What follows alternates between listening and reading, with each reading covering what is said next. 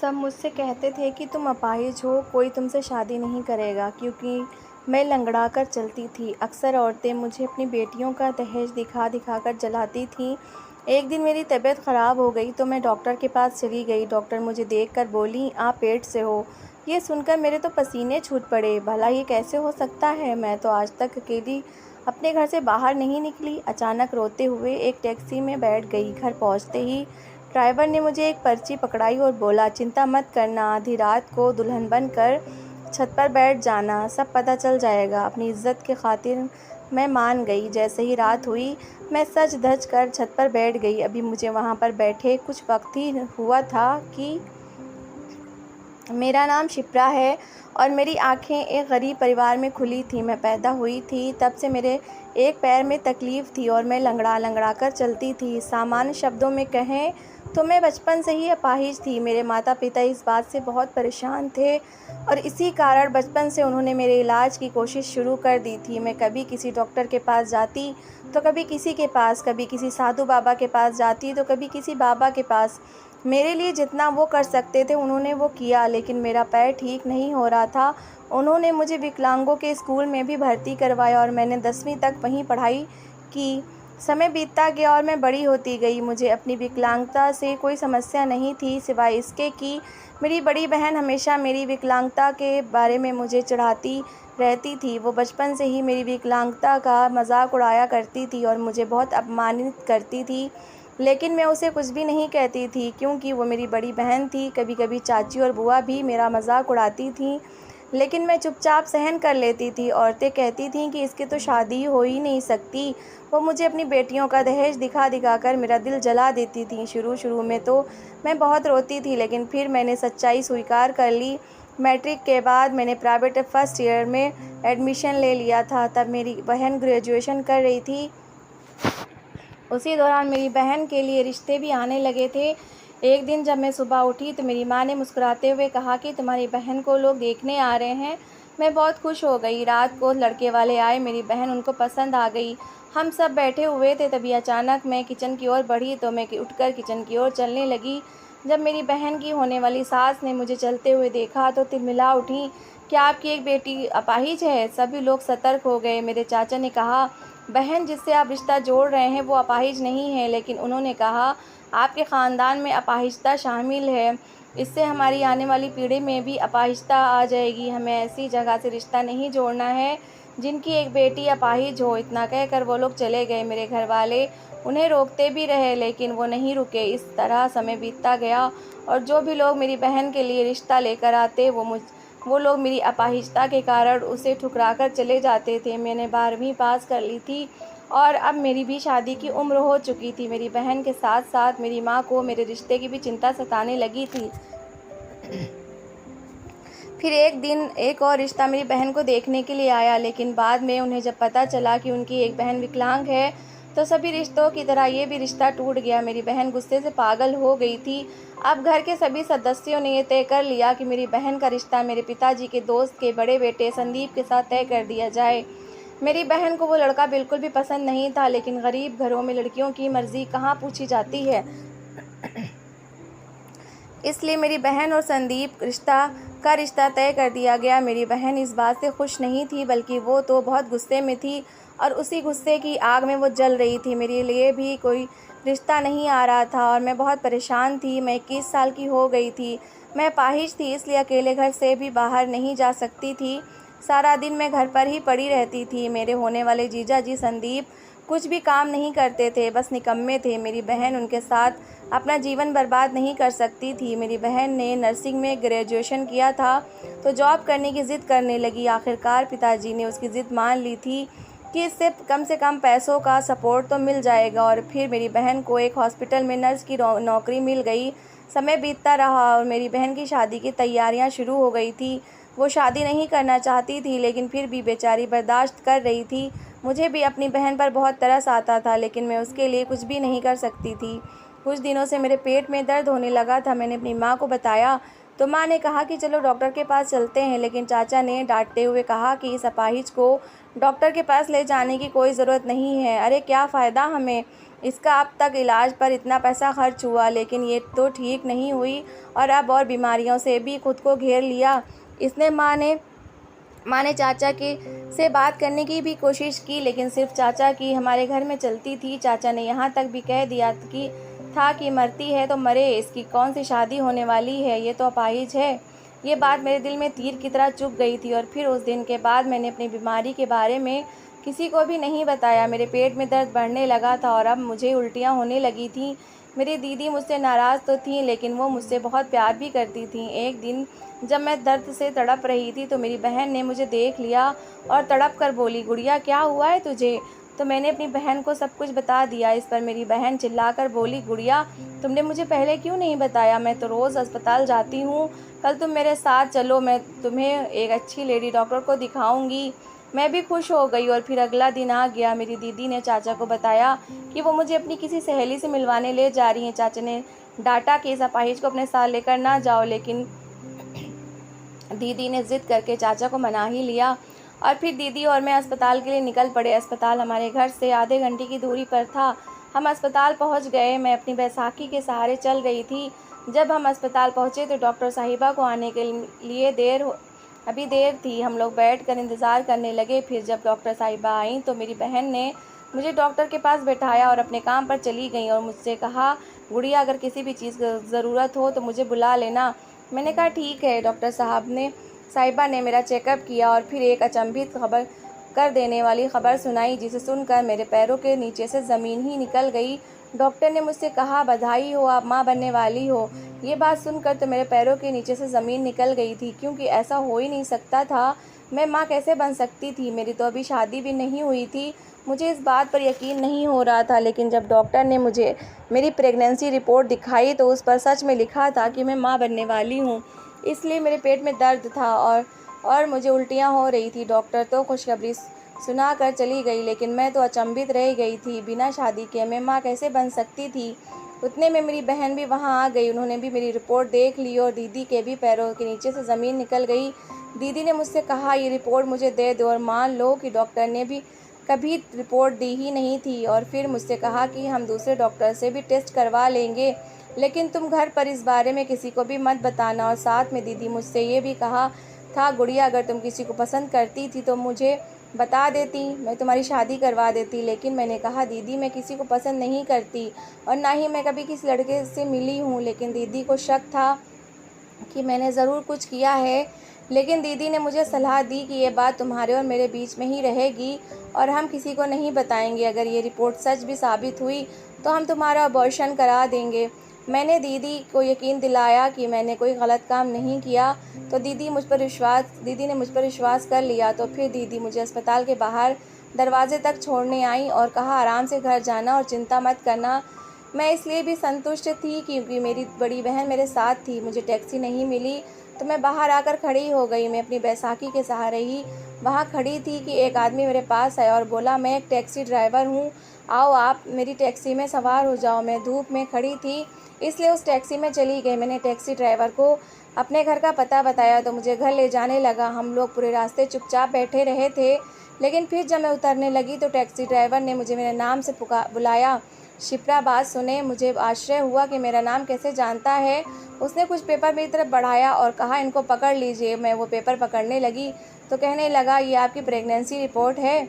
ये बात सुनकर तो मैं हक्का बक्का रह गई, क्योंकि ये बात तो सिर्फ मैं और दीदी और डॉक्टर ही जानते थे। इस टैक्सी ड्राइवर को कैसे पता चला?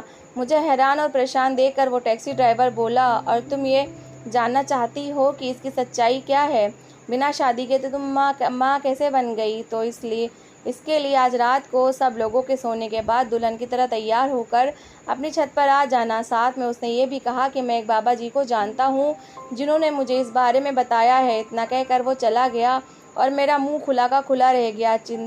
चिंतित होकर जब मैं घर गई तो मेरी माँ ने मुझसे मेरी तबीयत के बारे में पूछा तो मैंने कहा कि मैं बिल्कुल ठीक हूँ और साथ में ये भी बताया कि दीदी के दोस्त से मिलकर आई हूँ, वो लोग बहुत अच्छे हैं।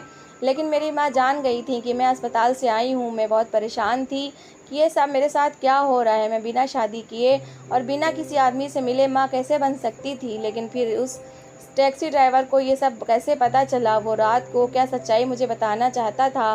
अब बहुत हैरान हो रही थी मैं क्या करूं। दीदी रात को काम से वापस आई और सीधे मेरे कमरे में आ गई और मुझे तसल्ली देने लगी। मुझे बोली सब ठीक हो जाएगा और परसों दूसरे डॉक्टर के पास टेस्ट करवाने जाएंगे। दीदी ने मुझे बहुत तसल्ली दी और चली गई, लेकिन जल्दबाजी में मैं दीदी को टैक्सी ड्राइवर के बारे में बताना ही भूल गई। रात को जब सब लोग सो गए तो मैं बारी बारी से सबके कमरे में जाकर देख कर आई और फिर अपने कमरे में आकर तैयार होने लगी।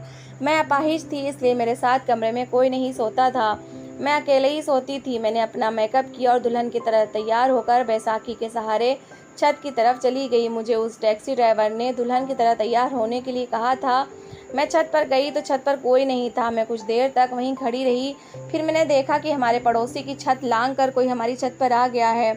मैं घबरा गई, लेकिन वो तो वही टैक्सी ड्राइवर था। उसने आकर मुझे पकड़ लिया और मेरी आंखों में देखने लगा। मैं घबरा गई क्योंकि एक मर्द ने मेरे कंधे से पकड़ा था। मैंने खुद को छुड़ाने की बहुत कोशिश की थी, लेकिन उसने मेरा हाथ कसकर पकड़ लिया और कहने लगा, घबराओ नहीं, मैं तुम्हारी मदद करने के लिए आया हूँ। मुझे साधु बाबा ने यहाँ भेजा है।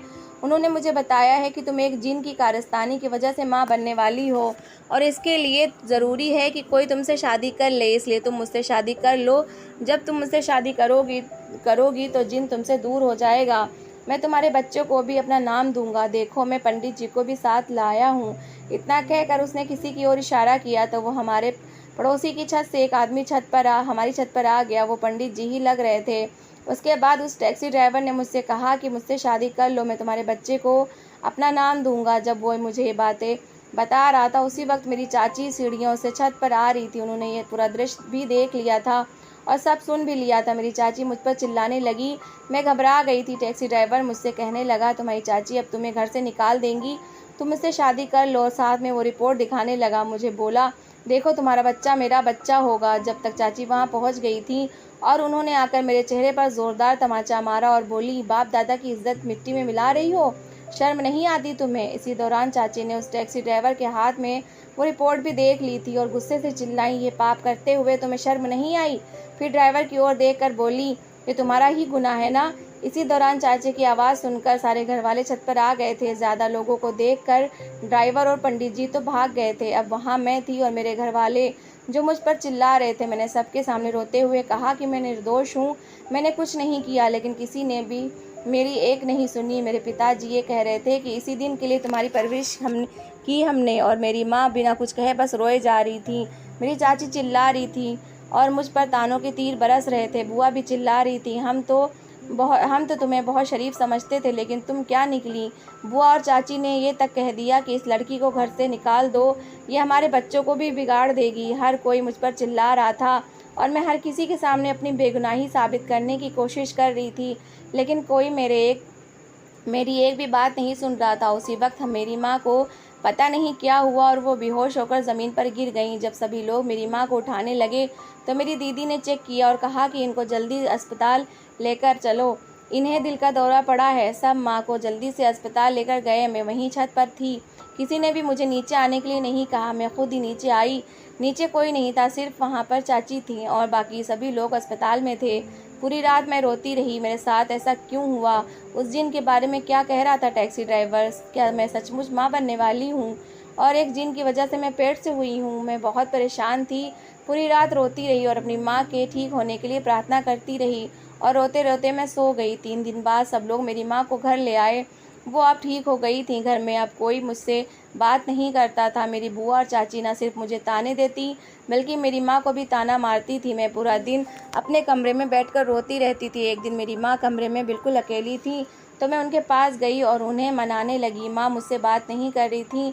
मैं अपनी बेगुनाही का यकीन दिलाती रही, लेकिन माँ मुझसे बात करने को तैयार नहीं थी। मैंने अपने माँ से ये भी कहा कि मैं तो अपाहिज हूँ और अकेले बाहर भी नहीं जा सकती। काफ़ी देर तक अपनी माँ से अपनी बेगुनाही के बारे में बात की और कसम खाई। वो मेरी माँ थी, वो मुझे बेहतर जानती थी। कहने लगी, बेटा मैं जानती हूँ कि तू निर्दोष है, लेकिन तेरे पेट में जो बच्चा पल रहा है वो तो पाप है ना। मैंने माँ से कहा, माँ मैंने सच में कभी कोई गलत काम नहीं किया। तो माँ भी बहुत हैरान हुई कि ऐसा कैसे हो सकता है। मेरी दीदी मुझसे बात नहीं कर रही थी तो मैं उनको मनाने उनके गई। पहले तो दीदी मुंह बनाकर बैठी रहीं, फिर बोली, गुड़िया अगर तुम उस टैक्सी ड्राइवर को पसंद करती थी तो मुझे बता देती, मैं तुम्हारी शादी करवा देती। गुड़िया ऐसे में सारे ख़ानदान की इज्जत भी ना ख़राब होती। मैंने बहुत कहा दीदी ऐसा कुछ भी नहीं है। तो दीदी कहने लगी, गुड़िया मैं एक नर्स हूँ और मैं सब जानती हूँ, मुझे सब पता है। लेकिन तभी मेरी दीदी ने मुझे गले लगा लिया और कहा, चिंता मत करो, मैं तुम्हारा ऑपरेशन करवा दूंगी। वो टैक्सी ड्राइवर भाग गया तो क्या हुआ। जब दीदी ने मुझे तसल्ली दी तो मुझे बहुत राहत महसूस हुई। बाकी घर में कोई भी मेरी बात सुनने को तैयार नहीं था। फूफा ने सभी को बुलाया और कहा, लड़की का वक्त गुजर रहा है और कुछ दिन बाद इस गुनाह के करतूत दुनिया में आ जाएंगे, लोगों को हम क्या जवाब देंगे। इसका आशिक तो भाग गया और अपना बच्चा छोड़कर गया, इसलिए बेहतर यही है कि घर की बात घर में ही रहे, इसलिए संदीप से इसकी शादी करवा देते हैं। यह बात सुनकर सब लोग परेशान हो गए थे, क्योंकि संदीप की तो दीदी से शादी तय हो गई थी। मेरी दीदी रोने लगी, लेकिन फिर कहने लगी, अपनी बहन के लिए कुर्बानी दूंगी। 2 दिन बाद मेरी और संदीप की शादी हो गई। संदीप को भी इस बात पर बहुत गुस्सा था कि एक बदकिरदार लड़की से उसकी शादी करवा दी गई थी। इसी वजह से मेरे पति मेरे साथ ठीक से सलूक नहीं करते थे। शादी की बात पहली रात ही उसने मुझे फर्श पर सुला दिया था और ख़ुद बिस्तर पर सो गया था। वो मेरे साथ इतना बुरा बर्ताव करता था कि मैं क्या कहूँ। मेरे पति यहीं मेरे घर में ही रहते थे, कोई काम तो नहीं करते थे, इसलिए उनके घर वालों ने निकाल दिया था। एक रात सभी घर वाले सो रहे थे, तभी मेरे पति ने मुझे बहुत मारा था और मैं दर्द के कारण सो नहीं पा रही थी। मैं बाहर आंगन में आकर बैठ गई। तभी मैंने छत पर एक अजीब सा दृश्य देखा। छत पर मेरी दीदी एक लड़के के साथ खड़ी होकर बात कर रही थी। ये देखकर मेरे पैरों के नीचे से ज़मीन निकल गई। जब मैंने ध्यान से देखा तो वो लड़का कोई और नहीं बल्कि वही टैक्सी ड्राइवर था। मैं धीरे धीरे सीढ़ियाँ चढ़कर छत पर पहुँच गई। वो लोग सीढ़ियों के पीछे खड़े थे। मैं सीढ़ियों पे उनकी आवाज़ें सुन सकती थी। उनकी आवाज़ सुनकर मैं सीढ़ियों पर ही रुक गई और उनकी बातें सुनकर मेरे पैर कांपने लगे। मैंने जल्दी से अपना मोबाइल में रिकॉर्डिंग चालू कर दी। मैं फ़ोन रोशनी के लिए अपने साथ लाई थी। मैंने उनकी आवाज़ की रिकॉर्डिंग शुरू कर दी, क्योंकि वो बात ही ऐसी कर रहे थे। उनकी बातें सुनकर मैं थर-थर काँपने लगी और फिर वापस नीचे चली गई। उनकी बातें मेरे दिल पर तीर की तरह चुभ गई थी।